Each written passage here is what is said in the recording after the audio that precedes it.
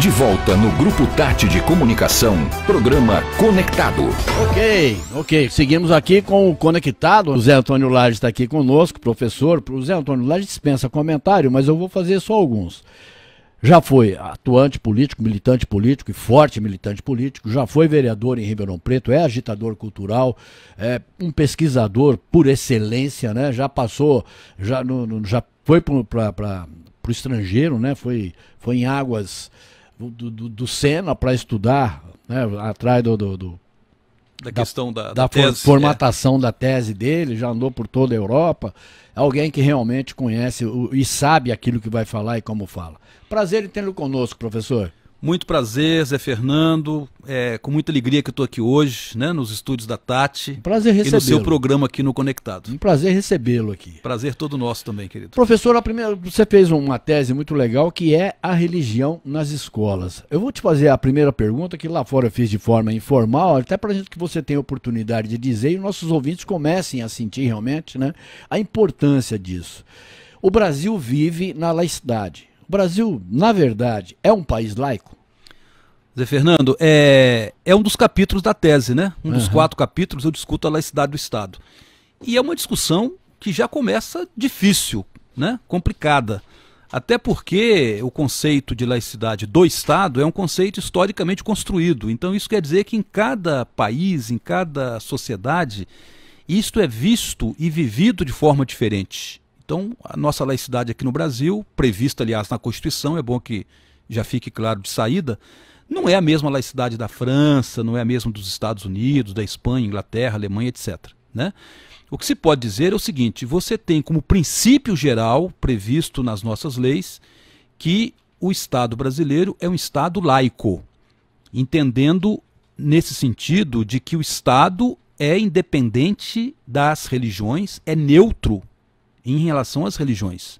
Então não vai aí nenhum sentido de que o Estado seja ateu, seja um ativista do ateísmo, ou que faça propaganda contra alguma religião, ou contra todas as religiões, de forma alguma, né? O Estado, nesse sentido, ele é neutro. Isso é uma previsão constitucional e de várias outras leis aí do país, né? Agora, claro que você tem uma construção histórica aqui, né? Por que nós tivemos ontem o feriado de Natal?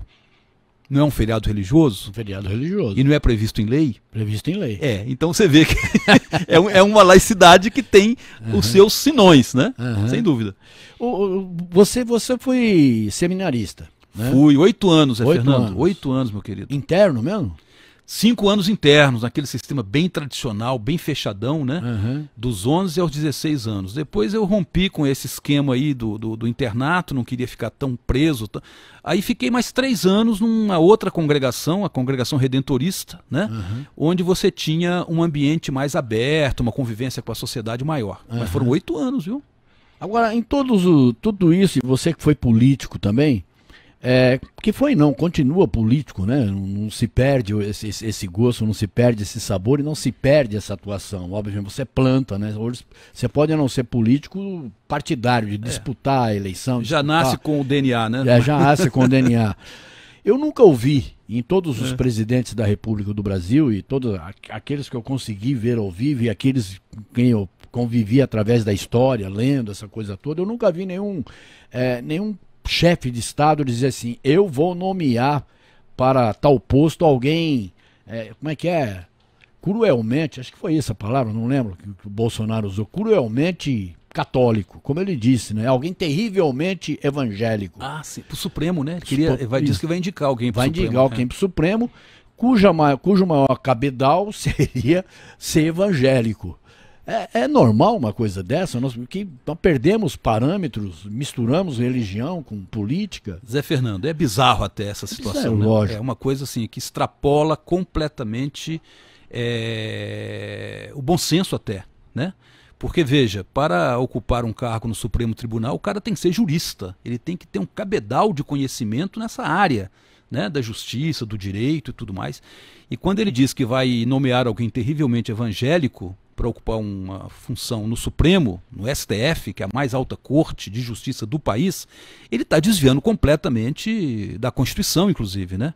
Aí que você vê de forma muito clara um ataque frontal àquele princípio básico da laicidade do Estado, né? De forma alguma você vai colocar como primeiro ingrediente ou primeiro elemento de escolha de uma função pública a questão religiosa. Não pode, né? Não. Isso aí extrapola completamente. E não que entre os evangélicos não tenha lá seus advogados. Sim, com certeza. Com competência. Mas não vai ser por isso. Mas não será por isso. Né? Vai ser pelo seu conhecimento, pela sua experiência. Só pode ser por isso. Né? Claro, sem dúvida. Professor, aqui você disse que a tua tese ela é calcada em quatro capítulos. Né?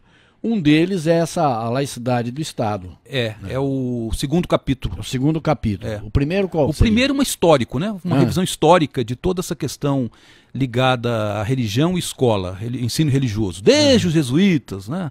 Com as escolas jesuíticas no período colonial até os tempos atuais. É uma revisão histórica, o primeiro capítulo. O terceiro, eu falo diretamente na hipótese que a gente defende, né? No cerne da tese, que é a necessidade. Olha, inclusive, né, pegando o título do trabalho, pode parecer assim que eu estou defendendo qualquer tipo de ensino religioso. Né? O título é Ensino do Fenômeno Religioso na Escola Pública, uma área de conhecimento necessária para uma sociedade secularizada. Eu falo que é necessário até, né? Mas a religião como fato da cultura, como uma área de conhecimento e não como catequese, como debate, como né? debate, como né? debate. Você bem tem Nós levantado temos que aí. encontrar bons debatedores de religião. Sim, necessariamente não os melhores fiéis para. Então esse é o foco do terceiro capítulo. E o quarto capítulo é o para quê. Afinal, tem alguma utilidade, mesmo como área de conhecimento e como fato da cultura, mesmo para formar debatedores, como você bem coloca, a necessidade do ensino religioso, do religioso. Aliás, a gente nem fala ensino religioso, eu prefiro falar ensino, como os franceses falam, Zé, ensino dos fatos religiosos. Ele vê a religião como fato, alguma coisa que está presente na sociedade e tem que ser admitida, tem que ser estudada, tem que ser debatida. Exatamente. Né? Então o quarto capítulo é esse, afinal. O que você tira de bom para a formação dos nossos estudantes conhecer as religiões na escola? É um capítulo interessante, o último capítulo. Eu gostei desse último capítulo, até porque mostra realmente, e quando você fala isso, o porquê, primeiro porque é cultura. Sim. Né? Segundo porque, ou primeiro também, é história. Né? Como você vai negar, por exemplo, a incursão dos jesuítas pelo interior do Brasil? Você tem que conhecer, ué. Tem que conhecer. Tem que saber, né? Saber o que fizeram com os índios, que não fizeram, de forma que foi. Não é isso. Como é que você pode negar, por exemplo, a infiltração dos mormons, a chegada dos mormons no Brasil, né? Em algumas partes do sul do país, principalmente? Né? Exato. A chegada da religião, depois de Lutero, a chegada da religião dos protestantes, dos metodistas, até chegar ao que é o evangélico hoje, né? Que é uma coisa mais recente até, do século XX para cá. Do século XX para cá. Né? E que ganhou muita força, né, no Brasil. Sim, eu acho que isso aí tem sido, inclusive, alvo de muito estudo, muita pesquisa a respeito dessa expansão evangélica no Brasil. Né? Eu, na época do meu curso de teologia, e principalmente depois que eu passei a fazer o doutorado em ciências da religião, né, eu andei participando de muito congresso, muito encontro que debatia todas essas questões, né? E uma questão sempre colocada, que eu gostava muito de acompanhar bem de perto, é essa questão da expansão evangélica. Por quê? Quais as razões sociológicas disso? Tem razões até econômicas, políticas. Já que você está falando disso, vamos mergulhar nesse assunto. Por que a religião evangélica evoluiu tanto no Brasil do século XX para cá? Zé Fernando, não dá para você separar a expansão evangélica do decréscimo dos católicos. Eu ia perguntar, eu ia falar assim, para que ela avançasse, tem que haver um declínio de algum ponto aqui. Sim. Não foi o ateu que se transformou em evangélico. Pode ter acontecido, mas individualmente e tal. Então você percebe que o decréscimo da Igreja Católica, principalmente na segunda metade do século XX, né, se deve muito a, vamos dizer assim, a uma manutenção de um modelo de igreja muito pouco popular, né? Talvez muito apegado a Roma, à hierarquia da Igreja Católica, enfim. Aliás, você tem até uma preocupação da própria Igreja Católica em relação a isso a partir do Concílio Vaticano II. Mas eu acho que chegou tarde aqui no Brasil essa questão, e depois ela ficou muito nos meios propriamente eclesiásticos, sem atingir o fora da igreja, os extramuros, né? Então o evangelismo, ou seja, as religiões, as igrejas evangélicas, elas tiveram uma pegada toda especial no sentido de desenvolver uma mensagem para a periferia, para o povão, né? A inserção e o crescimento dela se dá principalmente nessa camada da sociedade. Mesmo as igrejas protestantes tradicionais entraram também em declínio, como aconteceu com a católica. As tradicionais protestantes, estou me referindo aqui à luterana, estou me referindo aqui aos presbiterianos, né, aquelas mais diretamente ligados lá ao momento da reforma de Lutero, século XVI, né? Enquanto que os evangélicos são também, evidente, vieram também desse seio protestante, mas tiveram uma origem e uma propagação bem diferenciada, né? Rompendo, inclusive, com essas igrejas mais tradicionais do campo protestante. Então, acho que foi isso. Sociologicamente dizendo, assim, muito rapidamente, porque é uma questão também complexa e que demoraria muito para a gente explicar tudo, né? Eu acho que foi essa pegada de levar a religião para os pobres, para a periferia, né? Naqueles lugares onde a Igreja Católica não chegava, ou chegava de forma superficial, de forma apenas, vamos dizer assim, não doutrinariamente, mas de forma apenas do culto, da missa, né? Sem aquela formação, sem aquela... Então era um rebanho aí disponível. Na verdade, levaram para a periferia, para os pobres, as igrejas, né? Porque a fé já estava lá, né? Que a fé é o cidadão a fé traz de casa. Não, a fé é uma coisa que está na consciência do povo brasileiro, né? A religiosidade que você quer falar. Ela já vem. Aí que está. Era uma planta, vamos dizer assim, já feita, já colocada. Bastava alguém chegar e dar uma direção, né? É por aí. Agora, o que entregaram? Entregaram uma religião ao nível de você, em nível dessas pessoas conseguirem entender o que seja o formato de religião, o que seja verdadeiramente uma religião globalizada, integrada no mundo, ou entregaram promessas vãs? Zé Fernando, você está colocando uma outra questão assim complicada aí, né? Porque a expansão das igrejas evangélicas no Brasil passou por pelo menos 3 fases, né? Uma fase inicial muito missionária, né? Diríamos assim, de um fervor religioso, de levar a mensagem, levar o evangelho, enfim. Depois você tem a segunda onda, como se diz, né? Que foi meados aí do século XX, né? Onde você tem a chegada dessas igrejas nos grandes centros, como São Paulo, Rio e tal. E você tem principalmente a terceira onda, a terceira fase, que são os chamados neopentecostais, né? Que aí entra algumas correntes como a Universal do Reino de Deus, o Brasil, aliás, a do pastor Valdomiro Santiago, o Brasil, o Renascer em Cristo, né? Enfim, algumas igrejas mais recentes que se organizaram no Brasil a partir da década de 70. Aí você tem a conclusão desse processo da expansão evangélica. E como você diz, promessas, né? Você tem uma doutrina muito forte nessas igrejas neopentecostais, que é a chamada teologia da prosperidade. Ora, se você se entregar para Deus, você vai ser um cara próspero. Ou seja, vai encontrar o paraíso aqui mesmo, na terra, nem precisa então, viajar. A prosperidade é você ter um carro do ano, você ter aquele apartamento, você ter um empregão, você deixar de ser trabalhador e virar empresário, enfim, a prosperidade é isso. E isso é uma bênção de Deus. Agora, você tem que fazer a sua vontade, né? A sua vontade inclui não só a adesão à sua doutrina, a submissão à direção do pastor, a entrega do dízimo, e aí vai, né? Você falou do concílio, do segundo concílio, né? Vaticano II, da Católica. Da Igreja Católica. Foi na época do 23, o João 23. Sim, ele que abriu, inclusive. Ele que abriu, o concílio, né? A Igreja começou a decair de lá para cá, quando ela começou a pregar, por exemplo, eu não digo novos mandamentos, que isso cláusula pétrea para a Igreja, né? Aqueles dogmas. Sim. Mas ela começou a reverter alguns pensamentos dela. Ela pregou uma coisa no papel e não sei se ela saiu, se ela conseguiu chegar à rua, chegar ao fiel, chegar na igreja. Zé, o Concílio Vaticano II ele foi realizado para toda a Igreja Católica e não só para os católicos do Brasil ou da América Latina, né?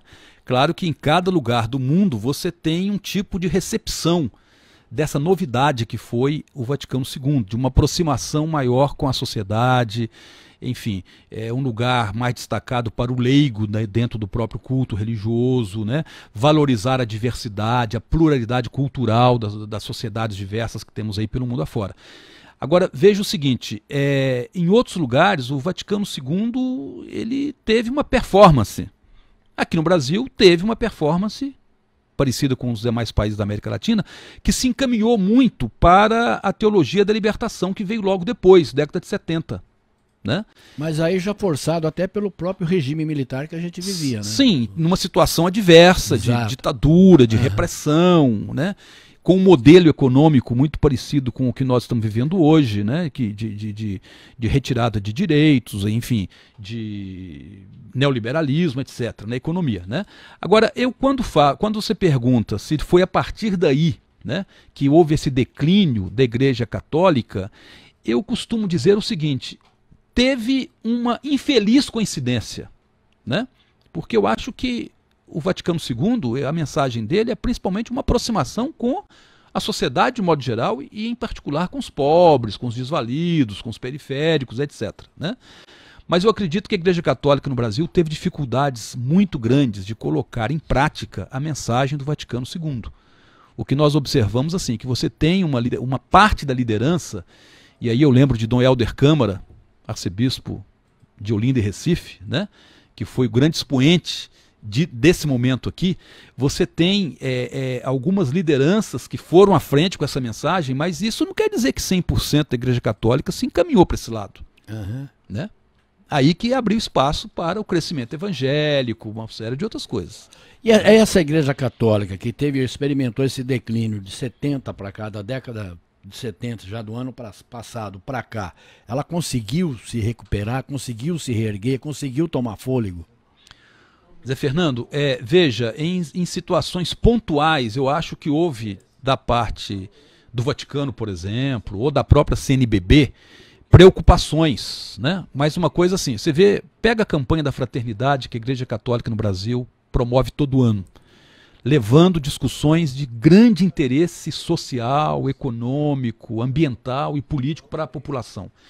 Você vê que há uma preocupação da Igreja se abrir para aquilo que acontece com a sociedade, para aquilo que acontece com aqueles que sofrem mais, aqueles que são mais renegados, abandonados, enfim, pela própria sociedade, pelo Estado, etc. Agora, observe que, ao mesmo tempo, você tem uma dificuldade estrutural, histórica, né? A Igreja Católica, por exemplo, ainda é uma estrutura muito conservadora. E conservadora não só em questões morais, doutrinárias, né? Conservadora muitas vezes no próprio culto, né? No próprio estilo de culto. Não, até hoje só homem pode rezar missa, pode consagrar, fazer a consagração da hóstia. Enquanto isso, as igrejas evangélicas estão cheias de pastoras. Exato. Então você vê, olha só que contradição, né? Você tem os evangélicos, em muitas situações, até mais conservadores do que o catolicismo, no entanto, você tem uma abertura maior para as mulheres, né? Dentro da igreja. Talvez fora não, mas dentro da igreja sim. Né? Você tem essa abertura maior, enquanto que a Igreja Católica se debate com esse problema até hoje e não resolve. Né? Professor Lages, me fala, como é que pode se explicar, por exemplo, o fenômeno? Hoje nós temos grandes bancadas no Congresso Federal. Bancada da bala, bancada da bola, bancada rural. Da Bíblia. Hã? Da Bíblia. E a isso eu já deixei por último de propósito. Né? E a bancada da Bíblia. Né? Que a bancada da Bíblia, eu acho que hoje é a maior de todas. São realmente aqueles escolhidos, ungidos, né, por pastores, por igrejas, etc. e tal, e que se transformaram em senadores, deputados, e que hoje fazem leis, legislam em nosso nome. Né? Nada contra, não tenho nada contra, mas como é que se explica esse fenômeno da igreja com essa aproximação com a política? E hoje você falou, por exemplo, do Valdemiro Fernandes, né? Santiago. Hã? Valdemir Santiago. Valdemir Santiago, exato. Ele vem, quando ele vem a público, ele tem uma televisão, ele faz gestual, aquele chapelão, aquela coisa toda, ele é francamente, ó, eu sou pró-Bolsonaro, quem tá na igreja tem que votar, não sei o quê. A mesma coisa com os Malafaias da vida, a mesma coisa com os Edir Macedo, que já foi Lula, que já foi Dilma, e agora é Bolsonaro. Quer dizer, a gente vê que não há uma sistematização de ideias, né? Não, pelo contrário, entre eles mesmo, há conflitos, porque como é que você pode ter apoiado o PT há 8 anos atrás e hoje você está com alguém absolutamente adverso às mesmas ideias? Zé Fernando, eu acredito que essa questão de formação de bancadas, e especialmente a bancada religiosa, né, no Congresso Nacional, por exemplo, seja o maior ataque frontal ao Estado laico. Né? Nem nos Estados Unidos, onde você tem igrejas protestantes muito conservadoras, você não tem formação de bancadas. Não existe isso. Você tem a atuação conservadora dos deputados, dos representantes, dos políticos, né? Mas não essa forma de se organizar estruturalmente mesmo, né? Inclusive reivindicando espaços próprios dentro do Congresso para defender a sua ideologia religiosa. Na França, por exemplo, que eu considero o país mais laico do mundo, isso é impensável. Imaginar que dentro da Câmara dos Deputados na França ou no Senado vai ter uma bancada evangélica na França. É impossível, não está no horizonte. E por que isso acontece no Brasil? Né? Observe o seguinte, no primeiro momento era muito toma lá da cá, como você bem colocou.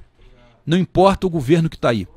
Né, nós vamos fazer acordo com quem estiver lá para poder receber benesses do Estado para as minhas igrejas. Foi isso que aconteceu no governo do PT, por exemplo. O PT tinha apoio das grandes lideranças protestantes, discursando e tendo apoio. O Lula, pelo menos nos 2 mandatos, e principalmente na segunda eleição, teve o apoio, sim, inclusive na campanha eleitoral. Exato. Né? Exato. A Dilma, de certa forma, teve dificuldade já para negociar na primeira campanha, teve o apoio sim na primeira campanha. Na segunda já começou a complicar. Né? Por que isso? Então veja que o primeiro momento é conseguir benesses, conseguir principalmente redes de rádio e televisão, né? Por que algumas dessas igrejas se transformaram em grandes equipamentos radiofônicos e televisivos? Prosperaram através de rádio e televisão, sem dúvida prosperaram, nenhuma. Zé Fernando, no sentido de arrebanhar mais fiéis. É bom que se diga isso. Se você tem o domínio dessa estrutura de comunicação, claro que você vai ter o crescimento da igreja. Sem dúvida. Você entra dentro da casa do fulano através da televisão e do rádio. Né? O rádio, aliás, teve uma função muito importante para explicar a expansão evangélica na segunda onda do Brasil para Cristo, por exemplo. Né? O rádio já foi um canal importante. E a televisão, então, matou a charada na segunda onda, a partir da década de 70, 80 para cá.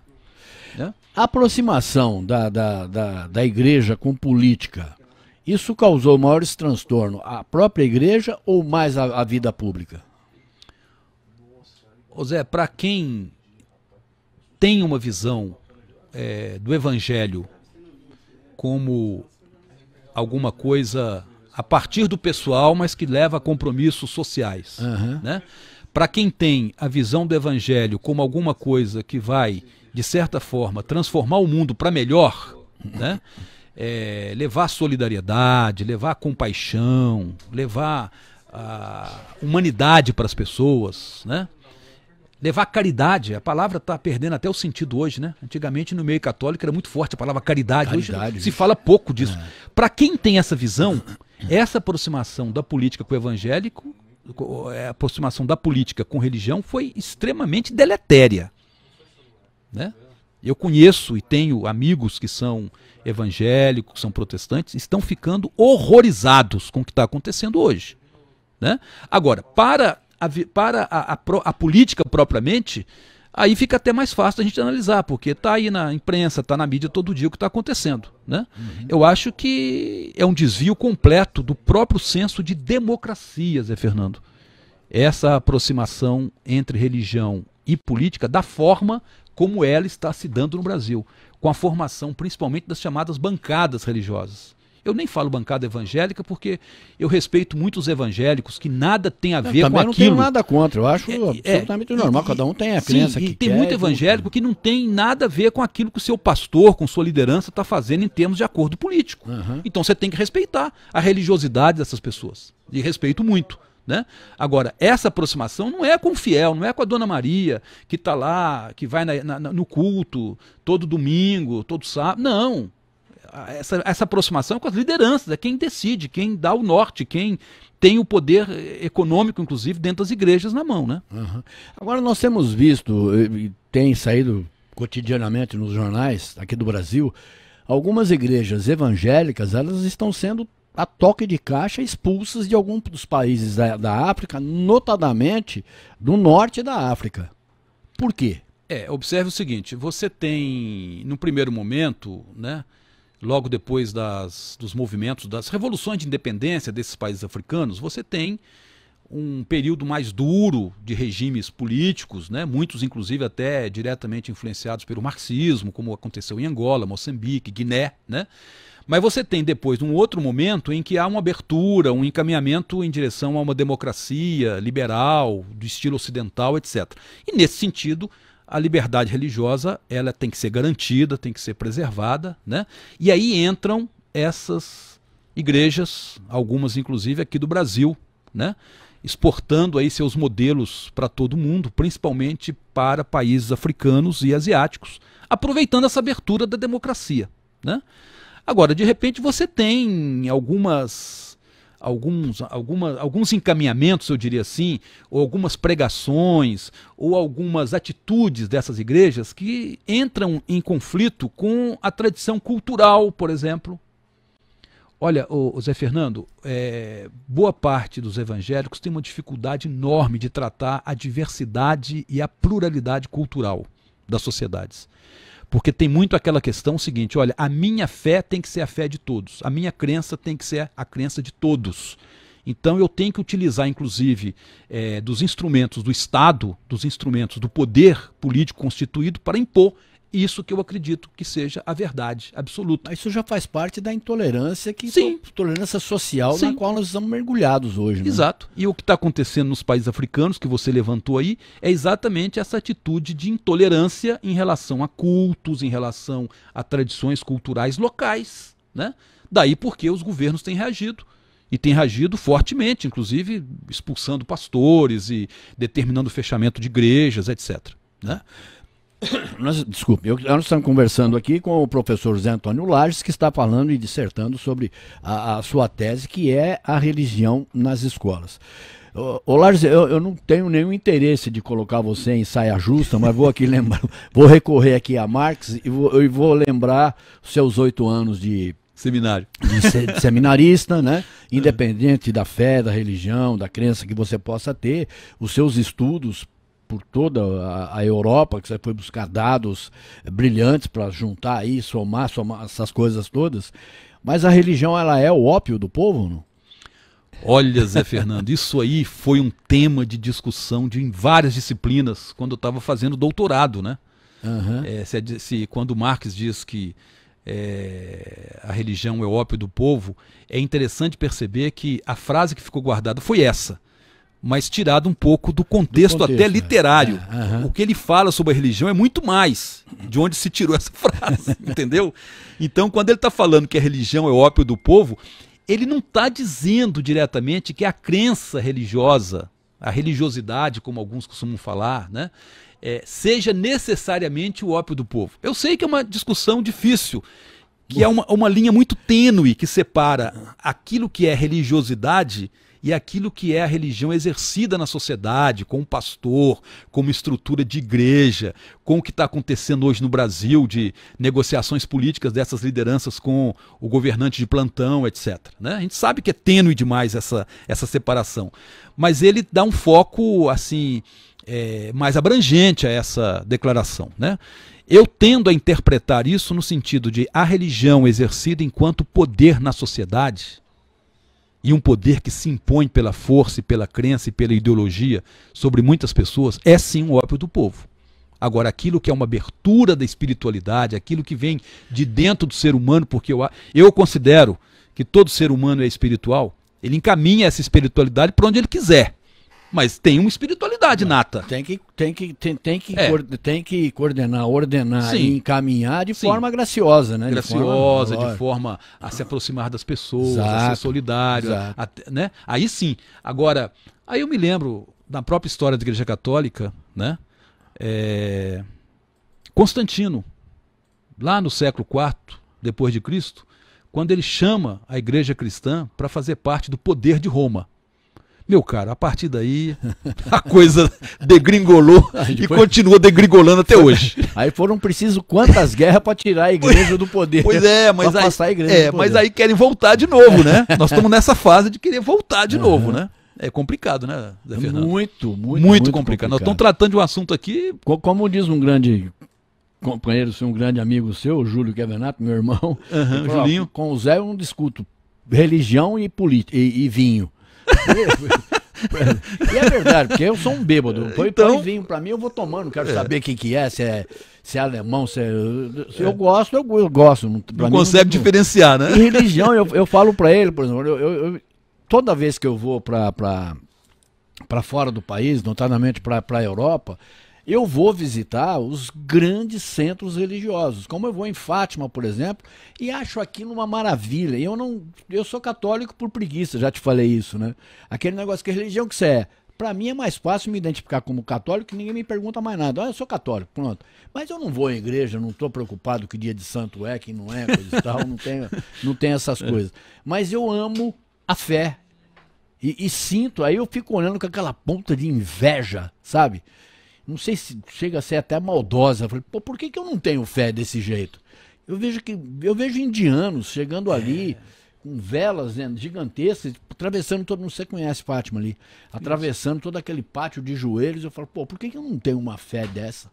Os islâmicos, né? Que Os param, islâmicos, não que sei de coisa quantas vezes por dia, se Não dobram no chão de joelhos para poder fazer a sua oração, né? Eu saí no hotel na 7ª Avenida, em Nova York, aquela elegância toda, coisa e tal, e na esquina tinha um camelô qualquer, um vendedor de alguma coisa. Eu fui conversar com ele, ele virou as costas e já... Se baixou para fazer oração. Para fazer oração e fica lá, cara, coisa de 17, 20 minutos, ele reza, não pode vir o Trump ali para comprar dele, ele não vende. Zé Fernando, só um depoimento rapidinho. Em 2014, eu estava fazendo doutorado e participava de um grupo de pesquisa lá em São Bernardo, na Metodista, sobre arqueologia no Oriente Médio, com foco na arqueologia bíblica. E fizemos lá uma excursão de 20 dias, aliás, 18 dias, por Israel, Jordânia e territórios palestinos. Mas não fomos nos pontos turísticos. Nós priorizamos as escavações. Eu sou fascinado por isso, viu, Zé Fernando? Eu adoro. As escavações arqueológicas, ainda mais do mundo bíblico, né? Que é uma coisa que a gente conhece mais e tem mais informação e tudo, né? Mas foi muito bom. Nós éramos 19 estudantes e o professor, né? O professor Caefa, que era um padre, inclusive, que era o nosso professor dessa área, né? E era o organizador lá da excursão. Foi muito bom, viu? Excelente. Mas esses passeios são maravilhosos, né? São enriquecedores do ponto de vista cultural. E era uma excursão para estudo, né? Não era para passeio, para diletantismo, era para estudo. Então a gente chegava lá, ficava nos lugares, tinha os guias, o próprio professor trazia todo o seu cabedal de conhecimento sobre aquela escavação, sobre aquele lugar ali, né? Coisas que a gente já tinha estudado, inclusive, nas próprias aulas anteriores. Professor José Antônio Lari, só para a gente aqui finalizar aqui, qual a conclusão que você, como autor, você como condutor do estudo que você fez, tira? E chega. Zé, é o seguinte, é claro que não só eu apenas que me preocupo com isso, você tem vários outros pesquisadores que já escreveram, já estudaram, já pesquisaram sobre esse assunto do ensino religioso, ou do ensino dos fatos religiosos, como eu gosto de frisar, na escola pública. Na escola pública, escola particular, escola, né, confessional é outra coisa, a família já coloca seus filhos ali sabendo que vai ter um componente religioso ali. Lógico. Né? Mas eu acho assim que esse meu estudo ele não é conclusivo, né?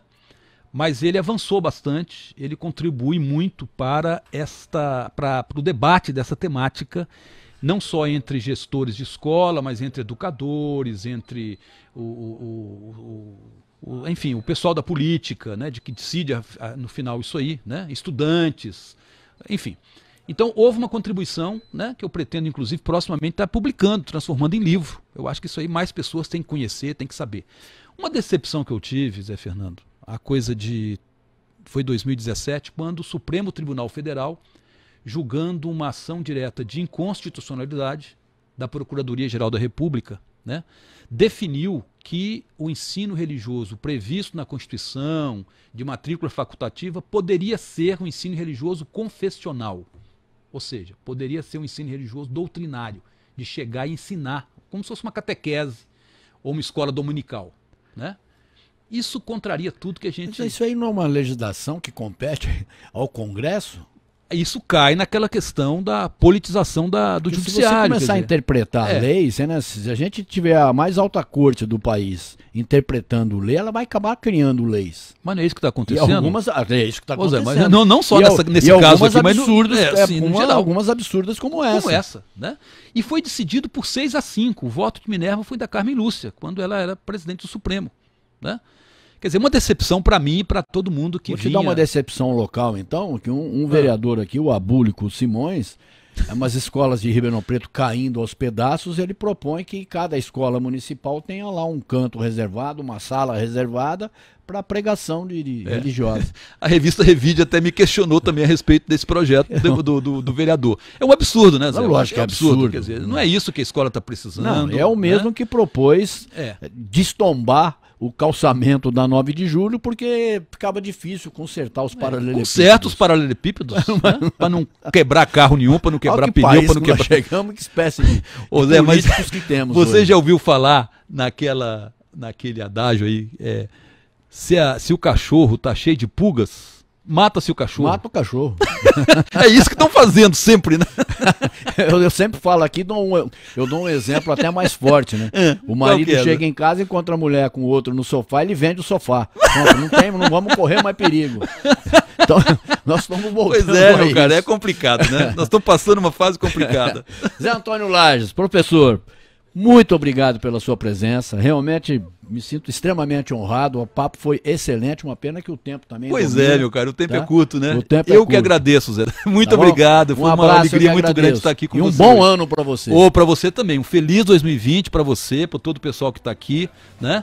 Para quem nos assiste, para toda a equipe da TV Tati, que seja um ano de muitas conquistas, muitas realizações. Com certeza. Obrigado, professor. Obrigado.